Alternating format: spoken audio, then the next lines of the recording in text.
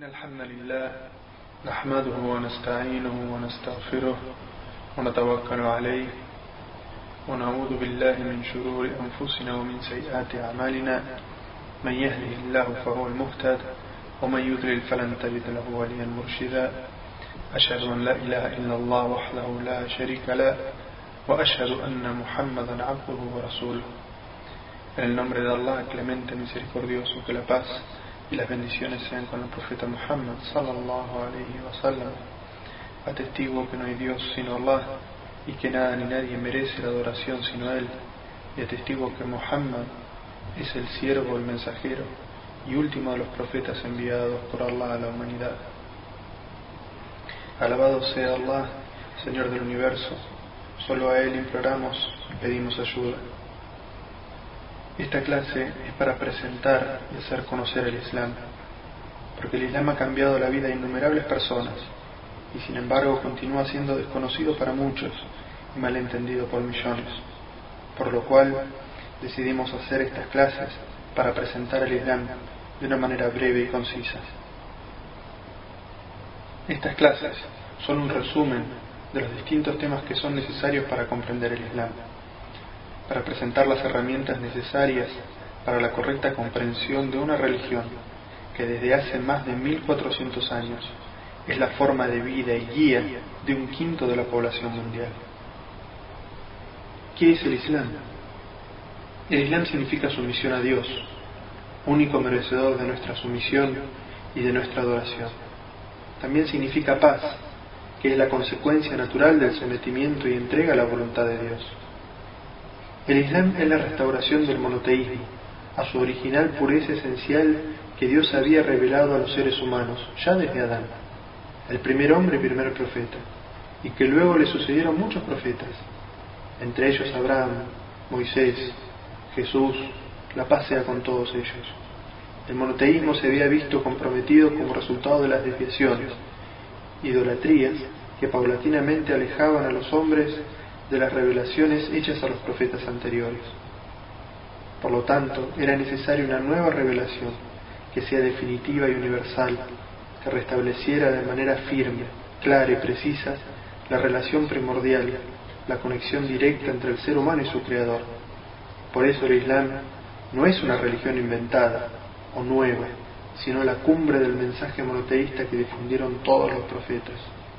El Islam es, en consecuencia, el restablecimiento de la antigua práctica monoteísta del profeta Abraham y el Mesías Jesús, la paz sea con ellos. Algunos asuntos y prácticas cambiaban con la venida de un mensajero a otro, pero el mensaje siempre ha sido el mismo: adorar al único Dios y no asociarle nada en su divinidad. Pues la ilaha illallah, no hay más divinidad que Allah. Así todos los profetas, desde Adán a Muhammad, todos los creyentes, todos los niños, e incluso los animales, las plantas y todo ser vivo es musulmán, que quiere decir literalmente sumiso a Dios o sometido a la ley natural que Él ha creado. El Islam es la religión basada en la adoración a un Dios único, sin asociados. Es un mensaje universal. El Islam no está dirigido a una cultura en especial, sino que es un estilo de vida revelado. No es una corriente de pensamiento, ni surge de la voluntad humana, sino que es la culminación de un ciclo de profetas que comenzó con Adán y culminó con Muhammad, la paz sea con todos ellos. El Islam es un sistema de vida integral, a través del cual Dios ha legislado acerca de todos los aspectos de la existencia humana, psicológicos, familiares, comunitarios, de gobierno, de relaciones entre los pueblos, con el objetivo de que la humanidad sea consciente de la existencia de un único creador y sustentador del universo, y así puedan los pueblos vivir en desarrollo y paz. Las fuentes de la legislación islámica están intactas desde hace 1400 años y son practicadas a diario por millones de creyentes alrededor del mundo. El Islam, insistimos, no es una religión nueva, sino la misma verdad que Dios ha revelado a través de todos sus profetas a cada pueblo, para una quinta parte de la población mundial. El Islam es a la vez una religión y una forma completa de vida. Los musulmanes siguen una religión de paz, misericordia y perdón, y son completamente ajenos a los gravísimos acontecimientos que se han venido asociando recientemente con su fe. El Islam es un mensaje universal. Este mensaje no puede reducirse al estrecho marco de una cultura, ya sea la árabe, la griega, la romana, la china o la persa. Si fuese así, el mensaje divino quedaría reducido a una cultura o a una determinada etnia y perdería su carácter de universalidad y trascendencia, quedando reducido a una mera corriente filosófica o pensamiento para devenir en una ideología más. El mensaje del Islam es universal y va dirigido a toda la humanidad, sin distinción de razas, culturas o idiomas. El idioma árabe solo sirve de nexo entre los musulmanes, por haberse manifestado la revelación del Corán en esa lengua, tan precisa, tan evidente y clara, y haberse transmitido el mensaje revelado en ese idioma, ya que las traducciones muchas veces conducen a malas interpretaciones. El Islam y su profeta fueron enviados como una misericordia para todos los pueblos. Dice en el Corán: y te hemos enviado como misericordia para los mundos. Los mensajeros anteriores a Muhammad fueron enviados a un pueblo en particular. Los mensajeros anteriores a Muhammad fueron enviados a un pueblo en particular. Pero el Islam es una religión universal, es decir, que su doctrina no hace acepción de personas, sino que su profeta trajo un mensaje para todos los seres humanos. En la actualidad se conserva tal cual como fue revelado en el Corán, que permanece en su forma original y guiará a la gente hasta el día del juicio final. Existen mitos cerrados sobre el Islam. Muchas veces se lo cataloga como una religión que solo pertenece a los pueblos árabes, pero no es así. La mayor cantidad de musulmanes se encuentra en la parte sur de Asia y se extiende por todo el mundo. Cada país cuenta con una minoría musulmana. El Islam ha demostrado no solo ser una de las religiones más difundidas, sino la más dinámica, y que atrae a un gran número de personas que se convierten año tras año. ¿Quién es Allah? Allah significa Dios en idioma árabe. En realidad, se prefiere el uso de este término porque no puede ser modificado, es decir, no tiene género masculino ni femenino, ni puede pasarse del singular al plural.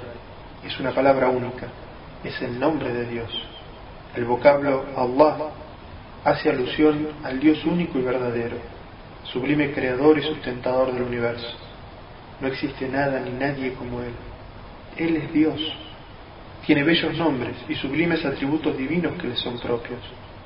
Por ejemplo, al realizar las oraciones o al invocarle, nos referimos a Él como el Todopoderoso, el Misericordioso, el Perdonador, el Absoluto, el Señor del Universo, el Santo, el que todo lo sabe y el que todo lo ve. No tiene hijos ni asociados, no engendró ni fue engendrado. Él es el primero y es el último y es incomparable. No hay nada que suceda sin que Él lo sepa. Posee las llaves del oculto. Por todo esto debemos rendirle culto sincero a Dios y no rendir culto a seres creados, porque eso es idolatría. Quien muere cometiendo idolatría ha sellado su destino final en la próxima vida. El Islam indica la fe en un solo Dios, lo cual hace que el hombre conozca el significado del universo y asimismo su propio lugar en él. Libera al hombre de todos los miedos y supersticiones, haciéndolo consciente de la omnipresencia del conocimiento de Dios, su Señor Todopoderoso, y de sus obligaciones para con Él. Esta fe debe reflejarse y transmitirse en acciones efectivas. La mera fe por sí misma no basta para el Islam. Para creer en un solo Dios, único, se necesita contemplar a toda la humanidad como una sola familia, que existe bajo la benevolencia universal de Dios, el Creador y sostén común de todo y de todos. El Islam rechaza la idea de una raza elegida, haciendo de la fe en el Dios único y en las buenas acciones la única llave para entrar al paraíso, estableciendo así una relación directa con Dios que se ofrece a todo el mundo sin distinción alguna y sin necesidad de ningún intermediario. El concepto de divinidad en el Islam. Cada lengua posee uno o más términos que se usan con referencia a Dios y también a deidades menores. Este no es el caso de la palabra Allah. Allah es el nombre propio del único Dios. Nadie más puede ser llamado de esta forma. Este término no tiene género ni número y demuestra su singularidad cuando se lo compara con la palabra Dios, la cual puede ser plural al decir dioses o femenina al decir diosas. Es interesante que la palabra Allah sea el nombre propio de Dios en la lengua árabe y también lo sea en arameo, el idioma que hablaba Jesús. Para el musulmán, Dios es el Todopoderoso, creador y sustentador del universo. No tiene semejante y nada se compara con él. Los contemporáneos del profeta Muhammad sallallahu alayhi wa sallam le preguntaron acerca de Dios. La respuesta fue revelada por el mismo Dios en un breve capítulo del Corán, que es considerado como la esencia del monoteísmo. Di, Él es Allah, la única divinidad. Allah es el absoluto, de quien todos necesitan, y Él no necesita de nadie. No engendró ni fue engendrado. No hay nada ni nadie que se asemeje a Él. Algunas personas que no son musulmanas alegan que el Dios del Islam es rígido y cruel, que demanda ser obedecido, que no ama ni es benévolo. Nada más alejado de la realidad. Es suficiente saber que los 114 capítulos del Corán, excepto uno, comienzan con las palabras: en el nombre de Allah, el Clemente, el Misericordioso. El profeta Muhammad sallallahu alayhi wa sallam dijo: Dios es el más benévolo y ama a sus criaturas más que una madre a un hijo. Pero Dios también es justo. En efecto, el atributo de misericordia de Dios está relacionado completamente con su atributo de justicia. Los que sufren toda una vida perseguidos por su fe y los que oprimen y explotan a otros durante toda su vida no pueden recibir el mismo trato de su Señor. Esperar lo mismo sería negar la responsabilidad que tiene el ser humano sobre sus obras y el juicio que por ello le compete en la vida futura, y sería negar toda estimulación hacia la vida moral y virtuosa en este mundo. Los siguientes versículos coránicos son claros y precisos en este sentido. Dice en el Corán: por cierto que los piadosos serán agraciados por su Señor con los jardines de las delicias. ¿Acaso vamos a tratar por igual a quienes se someten a Dios y a los pecadores? ¿Qué os pasa? ¿Cómo es que juzgáis así? El Islam rechaza caracterizar a Dios bajo cualquier forma humana o presentarlo a favor de ciertos individuos o naciones en base a su riqueza, poder o raza. Dios creó a todos los seres humanos iguales. Estos pueden distinguirse y ganar su favor únicamente a través de la virtud y la piedad. Las afirmaciones que sostienen que Dios descansó el séptimo día de la creación, o que luchó con uno de sus siervos, o que Dios es un conspirador envidioso en contra de la humanidad, o que Dios se ha encarnado en un cuerpo humano, todo esto es considerado erróneo desde la perspectiva islámica. El uso de la palabra Allah, el nombre propio de Dios, es un reflejo puro del énfasis islámico en la creencia de un solo Dios, que es la esencia de todos los mensajes transmitidos por los profetas. Es por eso que el Islam considera a la asociación de cualquier deidad o persona junto a Dios como un pecado grave que Allah no perdonará el día del juicio final, salvo que el individuo se haya arrepentido durante su vida terrena. El Creador es de una naturaleza diferente a lo creado, porque si fuese de la misma naturaleza sería transitorio, temporal y necesitaría de un Creador. Si el Creador no es transitorio, entonces debe ser eterno. Y si es eterno, su existencia no puede ser causada. Y si nada causa su existencia, nada fuera de él es causal de que siga existiendo. Y esto significa que es autosuficiente. Si él no depende de nada para continuar su existencia, entonces ésta no puede tener fin. Por esta razón es que el Creador es eterno, Él es el primero y es el último, es autosuficiente. Él no solo crea todas las cosas, sino que las preserva, las sustenta y es el responsable de todo cuanto les suceda. Dice en el Sagrado Corán: Dios es el creador de todas las cosas y Él es su amparador. A Él pertenecen las llaves de los cielos y de la tierra y el poder total sobre ellos. Dice en otro versículo: no existe criatura en la tierra sin que sea Dios quien la sustenta. Él conoce su morada y por dónde transita. Todo está registrado en un libro evidente. Los atributos divinos. Si el Creador es eterno, sus atributos entonces también lo son. La lógica entonces indica que no puede perder ninguno de sus atributos ni adquirir nuevos. Si esto es así, entonces sus atributos son absolutos. ¿Puede haber más de un creador con atributos absolutos? ¿Puede haber, por ejemplo, dos creadores absolutamente poderosos? Si pensamos esto por un momento, veremos que no es posible. El Corán resume este argumento en los siguientes versículos. Dios no ha tenido un hijo, ni existe otra divinidad salvo Él. Si así fuera, cada divinidad acapararía su propia creación, y entonces pretenderían predominar unas sobre otras. Dice en otro versículo: si hubiese habido en los cielos y en la tierra otras divinidades aparte de Dios, estos se habrían destruido. El Corán nos recuerda la falsedad de los alegatos de aquellos que afirman la existencia de distintos dioses. A los adoradores de objetos fabricados por la mano del hombre se les puede preguntar: ¿acaso adoráis lo que vosotros mismos habéis tallado? ¿Es que toman el lugar de Dios protectores que no pueden beneficiarse ni perjudicarse siquiera a sí mismos? A los que adoran cuerpos celestes se les puede citar la historia de Abraham.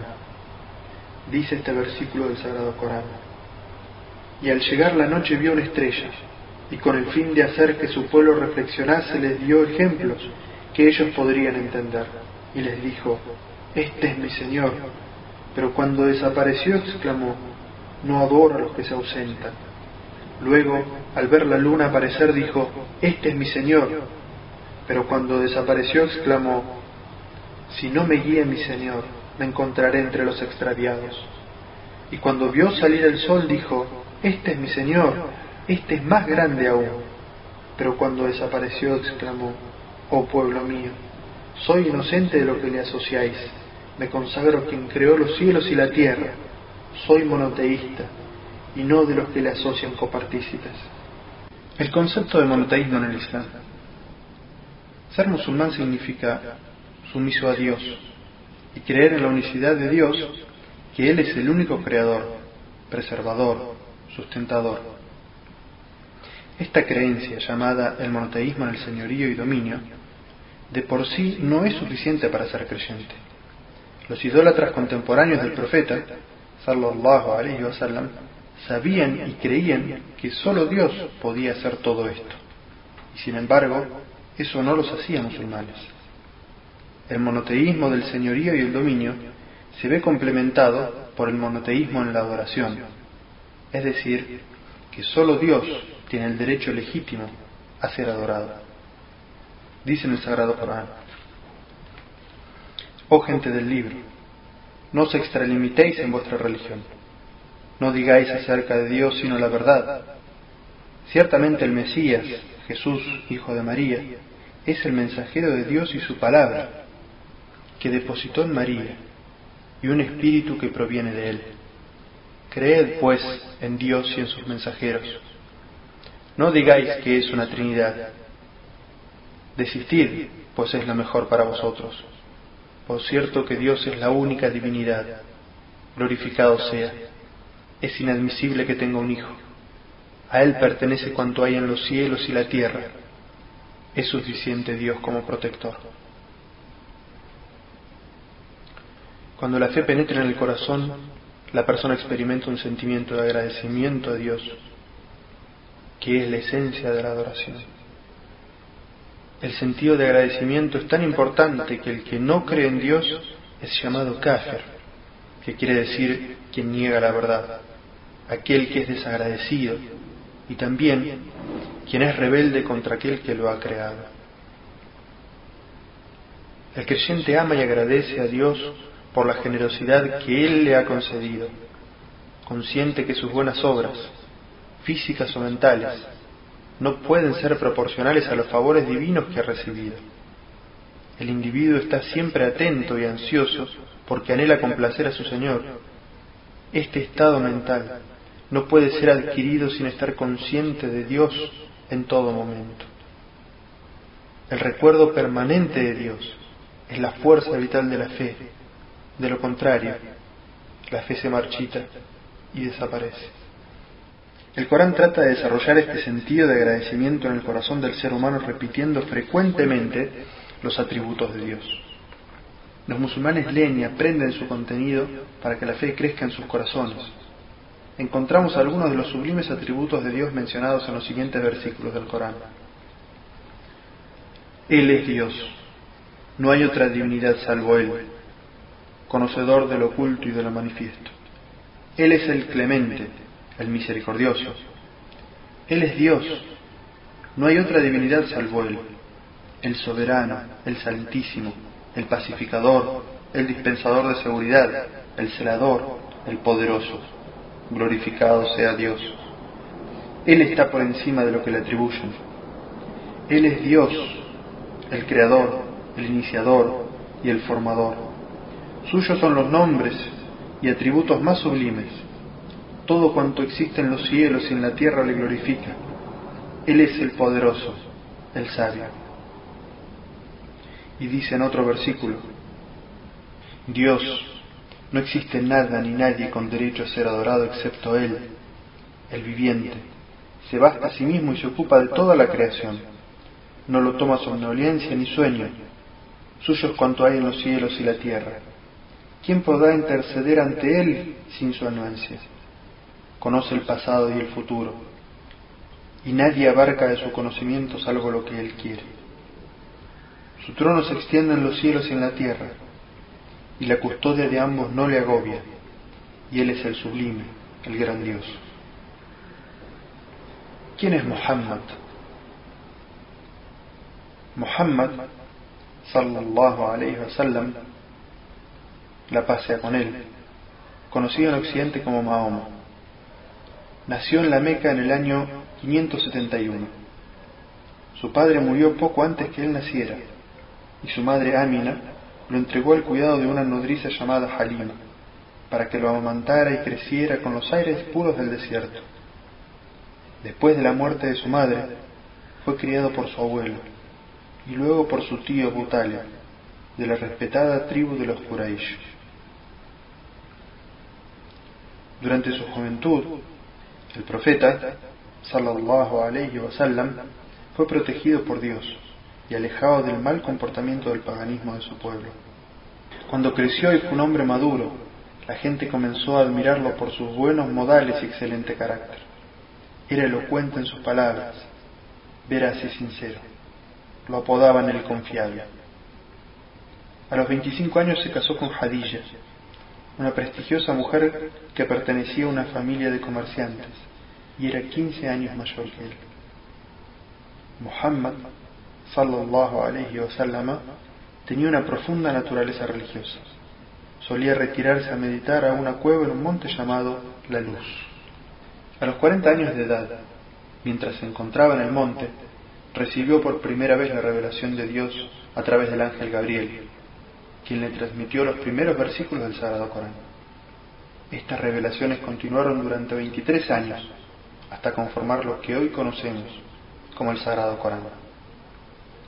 Tan pronto como comenzó a recitar lo escuchado del ángel Gabriel y a predicar esa verdad, el profeta y sus seguidores comenzaron a ser perseguidos.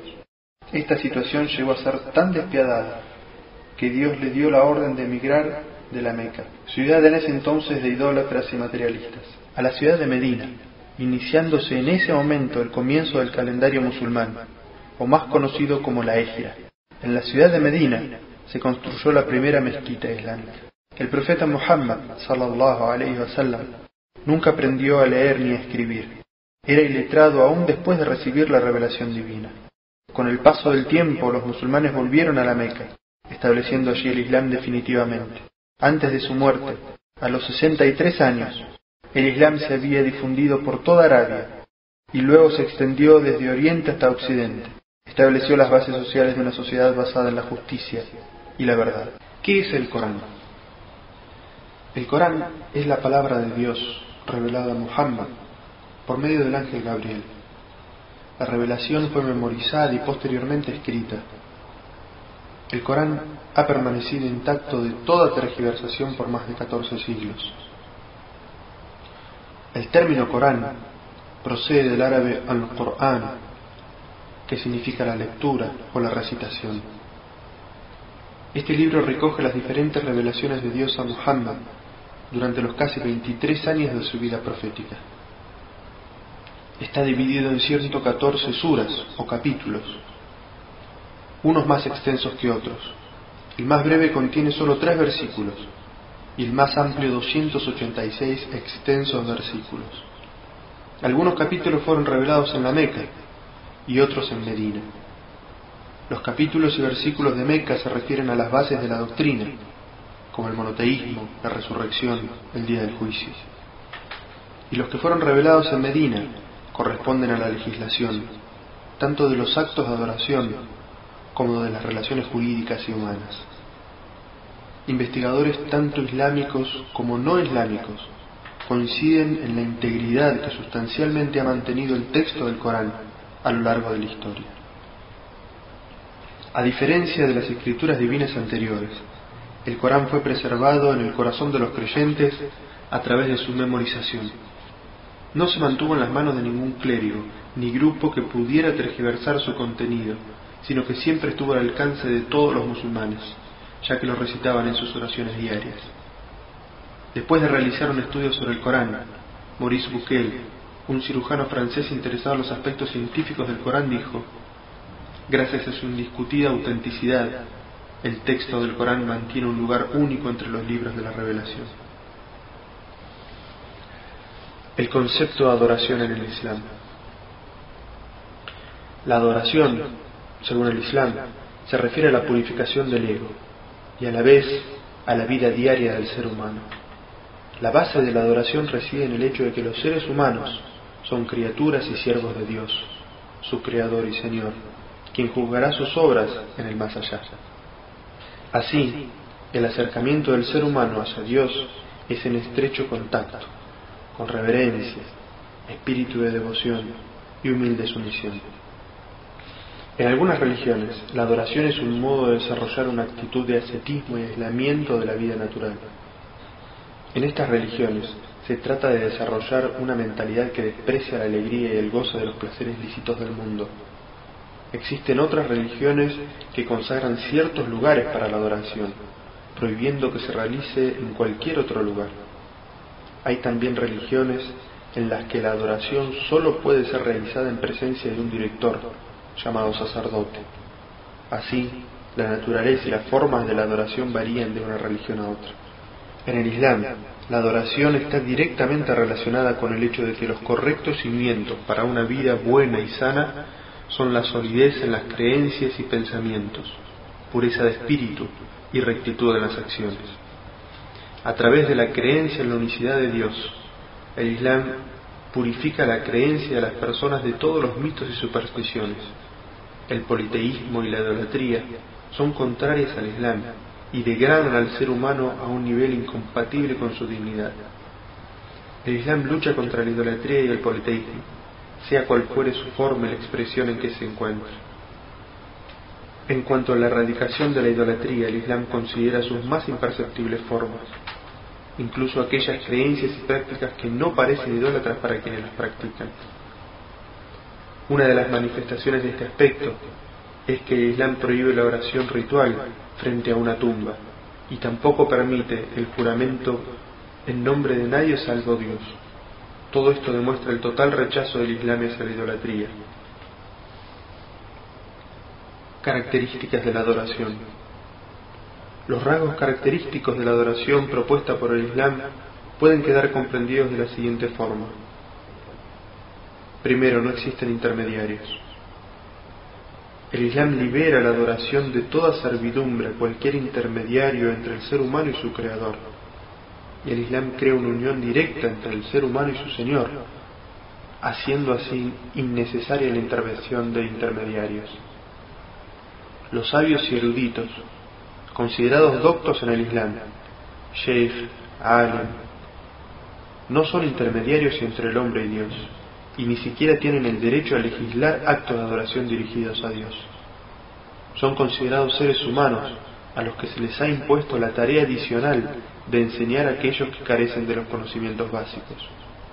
Son considerados culpables y guardan para sí dicho saber, y no lo imparten a quienes aspiran a tenerlo. En otras palabras, la jurisprudencia islámica no impone el dominio de la gente docta en materia religiosa sobre el resto de la gente en el camino correcto. Según el texto del Corán, exhorta, oh Muhammad, a los hombres, pues esa es tu misión. El profeta sallallahu alayhi wa sallam también dirigió a su propia hija Fátima las siguientes palabras que muestran que todos los seres humanos están en un nivel de completa igualdad ante Dios. Le dijo: oh Fátima, hija mía, no podré ayudarte en forma alguna ante Dios. Segundo, no está limitada a lugares específicos. El Islam no solamente ha liberado la adoración de la presencia de intermediarios, sino también del confinamiento en lugares determinados. El Islam enseña que todo lugar es lo suficientemente puro para adorar a Dios, ya sea una casa particular, en la cubierta de un buque, en la cabina de un avión o una mezquita especialmente construida para tal fin. Donde quiera que una persona se encuentre puede dirigirse a su Señor y ponerse en comunión con Él. El profeta, sallallahu alayhi wa sallam, expuso esta idea con bellas palabras. Dijo: me ha sido otorgada toda la tierra como mezquita, pura y limpia. A todo hombre de mi nación que le alcance la hora de la oración, que la realice donde sea que se encuentre. Para el Islam, la adoración no queda reducida a oraciones particulares. El Islam considera que cada acto virtuoso que se realiza sinceramente y bajo la perspectiva de materializar los mandatos de Dios y alcanzar su complacencia, representan un acto de adoración por el cual el ser humano será recompensado. Tercero, una perspectiva holística. Para el Islam, la adoración no queda reducida a oraciones particulares. El Islam considera que cada acto virtuoso que se realiza sinceramente y bajo la perspectiva de materializar los mandatos de Dios y alcanzar su complacencia representan un acto de adoración por el cual el ser humano será recompensado. Comer, beber, dormir o divertirse, incluso las actividades que dan placer, incluyendo el placer sexual de las parejas. Todos estos actos se transforman en adoración si se realizan con un móvil sinceramente dirigido a Dios. Estas acciones dan lugar a actos de adoración si la intención que los origina está de acuerdo con la voluntad de Dios. También es un acto de adoración tratar de fortalecer el cuerpo mediante el correcto suministro de alimentos y el descanso adecuado, mediante la ejecución de ciertos ejercicios o trabajos, así como el descanso y la distracción que el cuerpo necesita para poder llevar a cabo las responsabilidades que le han sido encomendadas por Dios. De hecho, si se hace todo esto con la intención de agradar a Dios, se pone en práctica el siguiente dicho del profeta Muhammad sallallahu alayhi wa sallam: el creyente fuerte es mejor y más amado por Dios que el creyente débil, pero en ambos hay bien. En resumen, resulta que solo mediante la purificación de los motivos y de las intenciones, los actos de la vida cotidiana se convierten en actos de devoción y adoración. Así, es posible avanzar espiritualmente, aunque se esté disfrutando de los placeres lícitos de la vida mundana. La razón es que durante estos actos el corazón permanece en comunión con Dios mediante la pureza de la intención. Ello nos pondrá en condiciones de permanecer continuamente en un estado de sumisión, obediencia y devoción a Dios, incluso durante el trabajo, siendo esta la verdadera esencia de la adoración. El Islam, a diferencia de otras religiones, no desprecia la satisfacción de los apetitos corporales instintivos.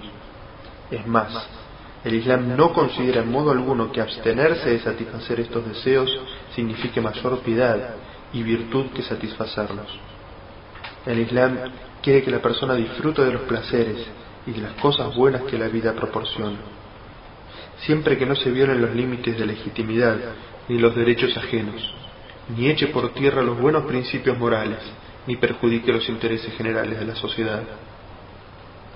El Islam quiere que el corazón del ser humano permanezca en comunión permanente con Dios, así como también desea que las personas observen la vigilancia incesante sobre sus deseos, para su propio beneficio en la vida futura. Dice Dios en el Sagrado Corán: procúrate, con lo que Dios te ha agraciado, la morada en la otra vida, y no olvides tu deber con este mundo. Las alegrías y los placeres pueden llegar a ser actos de adoración mediante la intención sincera. Se sabe perfectamente que la devoción a Dios no significa necesariamente el abandono de la vida mundana, buscando miseria y pobreza. ¿A qué conduce la buena intención? ¿Le sobreviene al hombre el olvido de Dios a causa del excesivo abandono de sí mismo? El profeta Muhammad sallallahu alaihi wasallam dijo que cuando alguien coloca afectuosamente un bocado de comida en la boca de su esposa para estrechar los vínculos de amor conyugal, es también recompensado por ello, porque se está tratando de alcanzar una vida en común, con amor y afecto, que, como dice el Sagrado Corán, es el propósito de la vida familiar. Dice en el Corán: y entre los signos de Dios está haberos creado cónyuges entre vosotros mismos, para que encontréis sosiego y os relacionéis con amor y misericordia. Por cierto que en esto hay signos para quienes reflexionan. La finalidad de los ritos de adoración. Las oraciones, así como todas las formas prescriptas de adoración, sirven para distinguir a los creyentes que sinceramente tienen fe y deseos de servir a Dios, de aquellos otros que se contentan con palabrerías. La oración es tan importante que el profeta Muhammad sallallahu alaihi wasallam dijo: la oración es el pilar de la religión islámica, y quien quiera que la abandona, destruye su religión. La finalidad del Islam, al declarar que la adoración abarca la totalidad de los aspectos de la vida humana, es hacer que la fe religiosa desempeñe un papel efectivo y práctico, desarrollando en el ser humano una actitud paciente y fuerte ante las dificultades y obstáculos, creando en él un impulso para lograr superarse espiritual y materialmente. Todo esto deja ver ampliamente que el Islam, abanderado de los conceptos e ideas antes citados, se opone a filosofías que incitan a la persona a convertirse en un ermitaño, es decir, a una errónea clase de ascetismo que se fundamenta en la renuncia al mundo y la abstención de la búsqueda del sustento, en el abandono de la vida de acción y desarrollo, en el completo estancamiento y decadencia. Estas actitudes no tienen lugar dentro del Islam, más bien son símbolos de derrota y evasión de la lucha por la vida. Para vivir se requiere fuerza, recursos y actividad. El papel que desempeña el Islam en el desarrollo de la vida es totalmente positivo. Así pues, dedicarnos a cultivar la vida espiritual debería hacernos más fuertes y decididos en el desarrollo y progreso de una vida mejor en este mundo. Las creencias del Islam son claras y simples. El Islam tiene en cuenta todas las circunstancias de la vida, y es por ello que brinda soluciones que facilitan el modo de vida de los seres humanos. El Islam se plantea como una forma de vida que da protección y guía a quien lo desee. El profeta, sallallahu alaihi wasallam, dijo: el Islam es sencillo, y quien se sobrecarga en su religión no podrá cumplir con lo que se proponga. no se fanaticen, pero traten de acercarse a la perfección tanto como puedan. Dice en el Sagrado Corán: Dios os eligió para que sigáis su religión, y no os prescribió nada que no pudierais cumplir.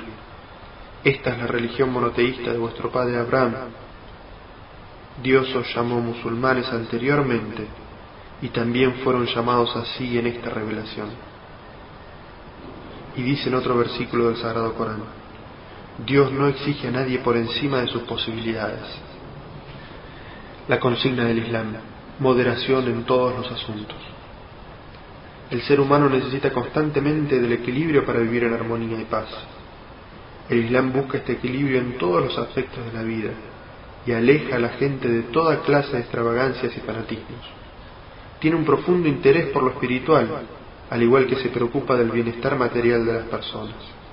Les enseña a sus seguidores a prepararse para la vida eterna y disfrutar de la vida terrenal siempre que no se excedan los límites establecidos por Dios. El camino del Islam es un sendero de igualdad, moderación, paz y justicia. El Islam se diferencia de otras religiones, pues no enfatiza lo material en desmedro de lo espiritual, sino que armoniza ambos. Los excesos y el desenfreno están estrictamente prohibidos, porque perjudican la salud física y emocional de las personas. Los derechos humanos en el Islam. Para comentar este importante tema, el Islam parte de un concepto especial.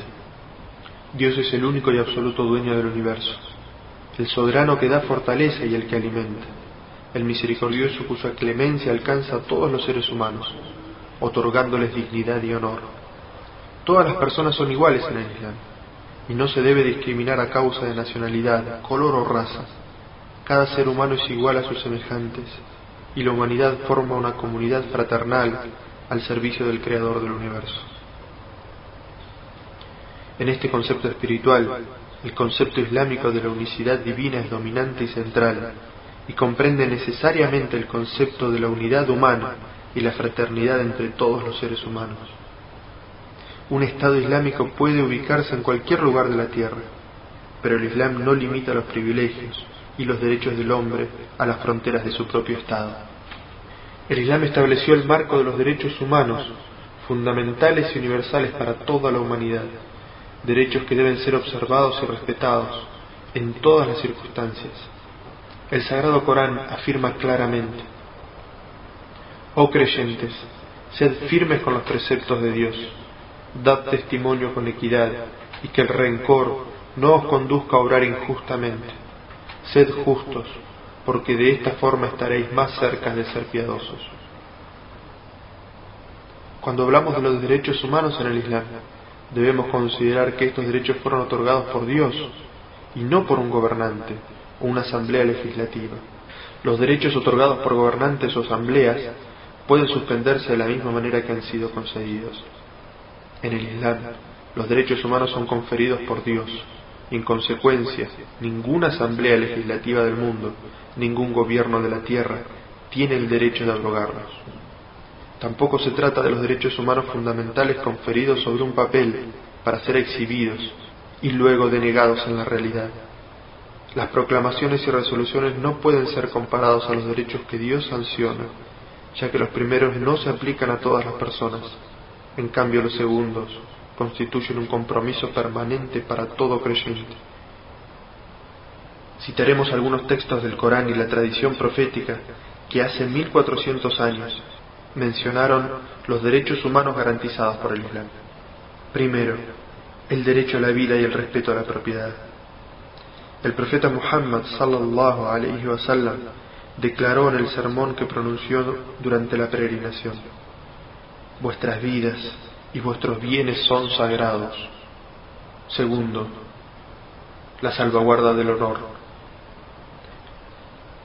Dice en el Sagrado Corán: creyentes, no os burléis unos de otros. Dice también: no os difaméis. Dice también: no os pongáis apodos ofensivos. Y dice también: no habléis mal del ausente. Tercero, la inviolabilidad de la privacidad. Dice el Sagrado Corán: no os espiéis. Y dice en otro versículo: no entréis en una casa sin tener el consentimiento de sus habitantes. Cuarto, las libertades individuales. El Islam estipula que ningún ciudadano puede ser encarcelado hasta que su culpabilidad se pruebe ante un tribunal de justicia. Proceder al arresto de un hombre por una simple suposición y encarcelarlo sin haberle dado la posibilidad de defenderse no está admitido en el Islam. Quinto, el derecho de mostrar disconformidad ante la injusticia. Dice el Sagrado Corán: a Dios no le place que habléis con términos impropios en público, pero no seréis reprochados si lo hacéis en respuesta a una opresión. En el Islam, todo poder y toda autoridad pertenecen a Dios, que delega parte de su administración en los seres humanos. El gobernante debe ser extremadamente respetuoso hacia su pueblo. Todo esto fue ratificado por el primer califa en la historia del Islam, quien declaró en su primer discurso: cooperad conmigo si obro bien, obedecedme siempre que obedezca los mandatos de Dios y su profeta, pero no me debéis obediencia alguna si me alejo de este camino. Sexto, la libertad de expresión. El Islam reconoce el derecho a la libertad de pensamiento y expresión de todos sus ciudadanos, y que ésta sea utilizada al servicio de la verdad y la virtud, y no para la difusión de la malicia y la corrupción. El concepto islámico de la libertad de expresión no consiente en ningún momento utilizar un lenguaje ofensivo o injurioso con el pretexto de la libertad de crítica. Séptimo, la libertad de asociación. El Islam reconoce también el derecho a asociarse y formar organizaciones. Este derecho está contemplado dentro de las reglas de la jurisprudencia islámica. Octavo, la libertad de conciencia y convicción. El Corán proclama: no está permitido forzar a nadie a creer. Noveno, la protección de las libertades religiosas.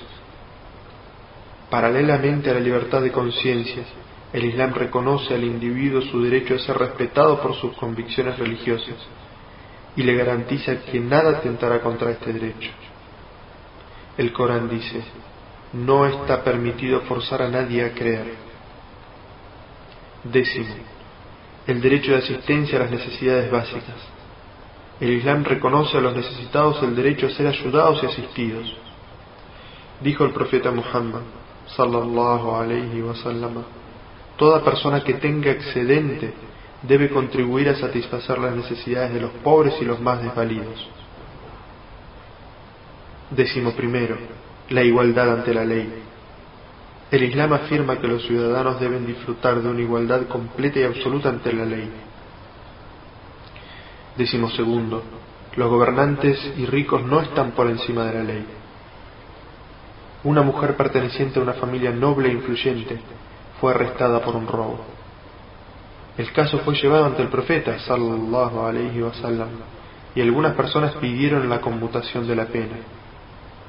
Pero el profeta respondió: las naciones que os precedieron fueron destruidas por Dios, porque solían castigar al débil por un delito y dejaban libre a los nobles a pesar de sus crímenes. Por Dios, quien posee mi vida en sus manos, juro que si Fátima, mi hija, cometiese ese crimen, le habría aplicado la pena correspondiente. Décimo tercero, el derecho a participar en los asuntos del Estado. El Sagrado Corán describe el marco correcto para esta participación. Dice en el Sagrado Corán: no tomarás ninguna decisión sin antes consultarlos. Y dice en otro versículo: bienaventurados aquellos que consultan para resolver sus asuntos. En resumen, debe quedar claro que el Islam atiende a aplicar los derechos humanos arriba mencionados, así como otros, no sólo para ofrecer auténticas garantías, sino para invitar a la humanidad a trascender hacia un nivel sublime en sus interrelaciones, dejando tras de sí las prejuiciosas líneas creadas por el parentesco de sangre, la superioridad racial y los privilegios económicos. El Islam invita a la humanidad a alcanzar un nivel de existencia en el cual el ser humano, gracias a sus cualidades interiores, pueda realizar el ideal de la fraternidad humana.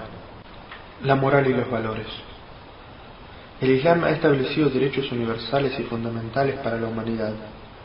los cuales deben ser observados y respetados bajo cualquier circunstancia. Para lograr el cumplimiento de estos derechos, el Islam no solo proporciona las garantías legales, sino que también presenta un sistema moral eficaz. Todo lo que conduce al bienestar del individuo o de la sociedad es moralmente aceptado y desarrollado, y cualquier cosa que sea injuriosa es rechazada. El Islam concede tanta importancia al amor a Dios como hacia el hombre, sin caer en formalismos. En el Sagrado Corán leemos: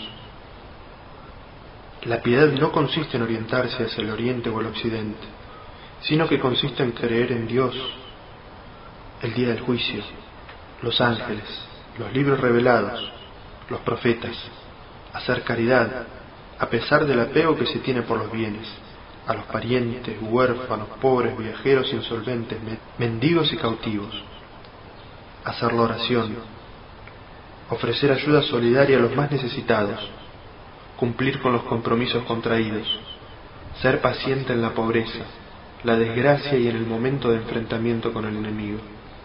Esos son los justos y esos son los temerosos de Dios. En este versículo del Sagrado Corán se nos ofrece una bella descripción del hombre piadoso, donde se establecen reglas para su salvación, manteniendo su mirada en el amor a Dios y también al prójimo. Se plantean en este versículo 4 directrices. Primero, nuestra fe debe ser verdadera y sincera. Segundo, debemos estar preparados para demostrarla con actos de caridad al prójimo. Tercero, debemos ser ciudadanos ejemplares, apoyando todas y cada una de las obras benéficas. Cuarto, nuestra alma debe estar firme ante todas las circunstancias. Este es el patrón sobre el cual se juzga una forma de conducta en particular, calificándola como buena o menos buena, y ello constituye el núcleo alrededor del cual debe moverse toda conducta moral. Pero antes de establecer algún precepto moral, el Islam implanta firmemente en el corazón del ser humano la convicción de que su compromiso lo adquiere integralmente con Dios, que lo ve en todo momento y en todo lugar, y que podrá esconderse de todo el mundo, menos de Él, que podrá engañar a todos, pero no podrá engañar a Dios, y que no podrá esperar mejor recompensa que la que Dios le conceda. De esta manera, al establecer como objetivo de la vida del ser humano la complacencia de Dios, el Islam creó el más alto patrón de moralidad posible. Esto deberá conducir a un futuro sin límites para la evolución moral de la humanidad. Al convertir la revelación divina en fuente principal del conocimiento, se garantiza la permanencia y la estabilidad de los patrones morales que permitan un margen razonable para ajustes genuinos, adaptaciones según lo permita la legislación, aunque no para perversiones, desviaciones, relativismos absurdos o libertinaje. El Corán establece una identificación propia con la moralidad, basada en el amor y en la devoción a Dios, que impulsará al ser humano a obedecer la ley moral voluntariamente, sin necesidad alguna de presión externa. A través de la fe en Dios y en el día del juicio, se genera una fuerza que permitirá adoptar la conducta moral de forma sincera y seria, con toda devoción del corazón y del alma. Este sistema no proporciona nuevas virtudes rebuscadas por un falso sentido de originalidad e innovación, ni trata de minimizar la importancia de otras normas morales bien conocidas, como tampoco concede una importancia específica hacia algunas, dejando de lado a otras sin causa justificada. El Islam recoge todas las virtudes morales conocidas y con un sentido de equilibrio y proporción le asigna a cada una de ellas un lugar y una función adecuada en el esquema global de la vida. El Islam ensancha el horizonte de la vida individual y colectiva y de sus actividades en el campo político, económico, legal, formativo y social. Abarca toda la vida del ser humano, desde el hogar hasta la sociedad, desde las actividades hogareñas hasta las conferencias internacionales. En resumen, no existe ninguna esfera de la vida que quede exenta de este aporte universal y global de los principios morales del Islam. Esta religión convierte a la moralidad en la cuestión más importante y asegura de esta manera que todos los aspectos de la vida estén regulados por normas de moralidad, en lugar de estar dominados por deseos egoístas e intereses mezquinos.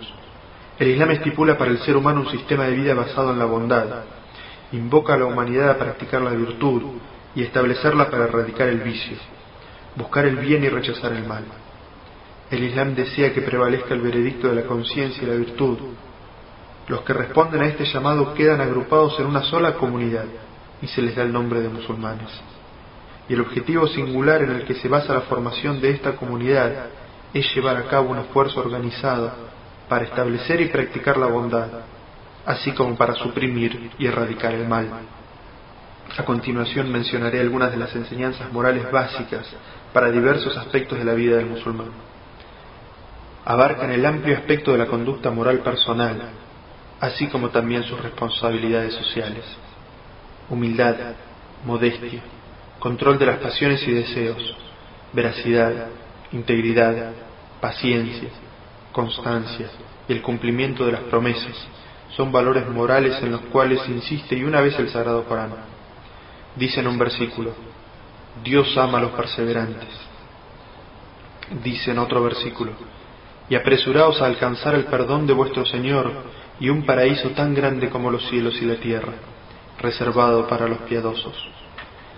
Aquellos que hacen caridad, tanto en los momentos de holgura como en los de estrechez, controlan su cólera y perdonan a los hombres, sepan que Dios ama a los benefactores. Y dice en otro versículo: oh hijito, haz la oración, ordena el bien y prohíbe el mal, y sé paciente ante la adversidad. Ciertamente esto es parte de lo que Dios prescribió y requiere entereza. No les des vuelta la cara a la gente, y no andes por la tierra con arrogancia. Ciertamente Dios no ama a quien es presumido y engreído.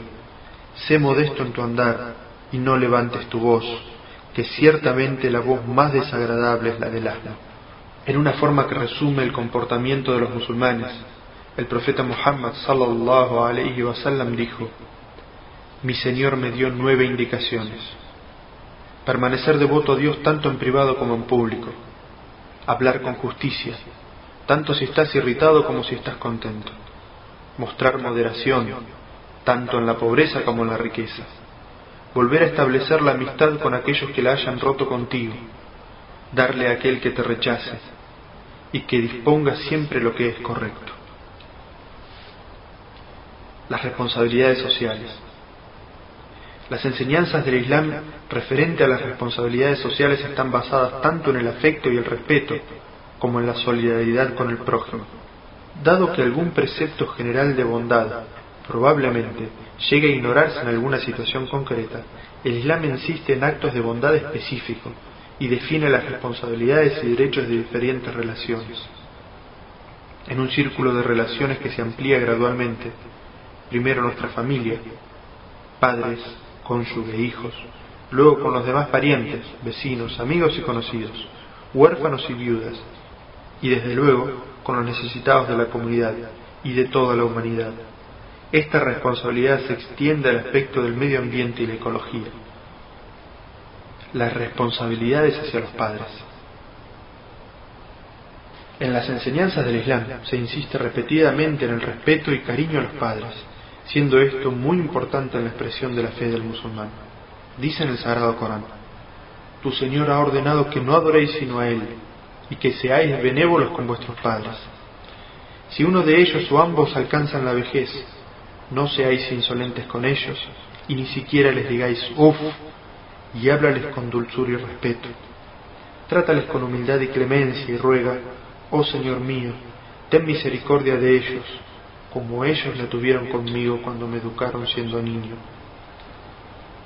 Las responsabilidades sociales hacia el prójimo. El profeta sallallahu alayhi wa sallam dijo: no es creyente aquel que come hasta saciarse cuando su prójimo tiene hambre. Y dijo: no es creyente aquel cuyo prójimo no esté a salvo del perjuicio que pueda causarle su mano y su lengua. De hecho, de acuerdo con el Sagrado Corán y las tradiciones proféticas, el musulmán debe cumplir con su responsabilidad social, no solo con sus padres, parientes y vecinos, sino con toda la humanidad, los animales, el medio ambiente y la ecología. Por ejemplo, no está permitido en el Islam cazar pájaros y animales por el mero placer de cazar. De la misma forma, está prohibido cortar árboles y plantas frutales, a menos que exista para ello una necesidad muy urgente. De este modo y basándose en estas características, el Islam crea un sistema moral elevado, gracias al cual la humanidad podrá alcanzar todo su potencial. El Islam purifica el alma del egoísmo individualista, de la tiranía, de la vanidad y de la indisciplina.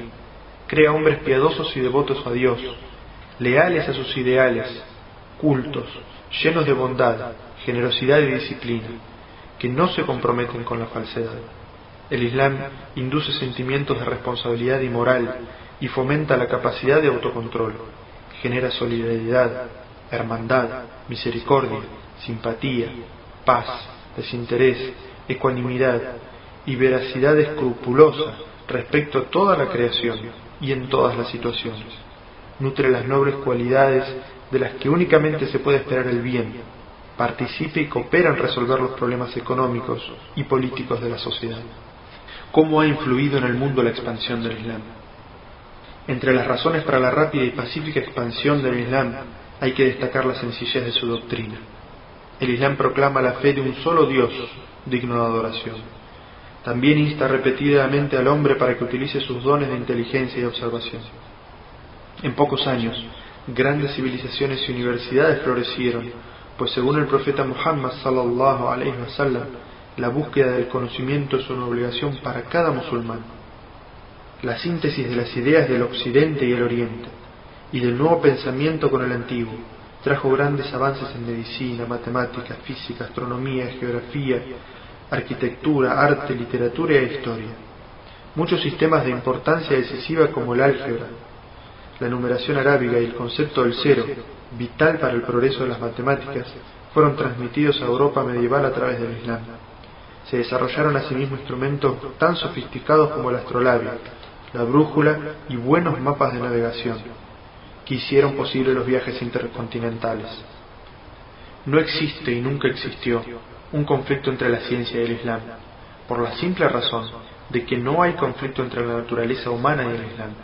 Sus enseñanzas ponen un énfasis positivo en todas las manifestaciones de la vida del cuerpo, de la mente, del organismo social, para así proveer el más fuerte estímulo posible en la lucha del hombre por alcanzar la verdad y la felicidad en su vida.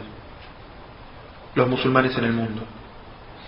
Los musulmanes son en la actualidad más de 1.500 millones, esparcidos en una vasta parte del planeta, de distintas razas, culturas y nacionalidades, unidos por una única fe, la fe del Islam.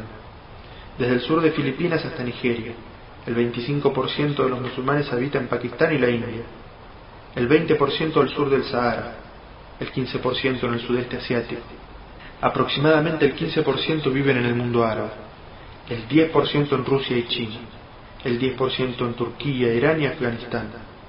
El país con mayor población musulmana del mundo es Indonesia, con 200 millones de musulmanes. Además, existe un 5% en Europa, norte y sur de América y Australia. Las minorías más numerosas se encuentran en Rusia, la India y África Central. Hay 8 millones de musulmanes en los Estados Unidos. Se calcula en promedio que de cada 5 personas en el mundo una es musulmana, por lo que no nos debe parecer una religión ajena o extraña o fuera de nuestro entorno. Conclusión final. Esperamos que esta lectura haya aumentado su conocimiento sobre el Islam.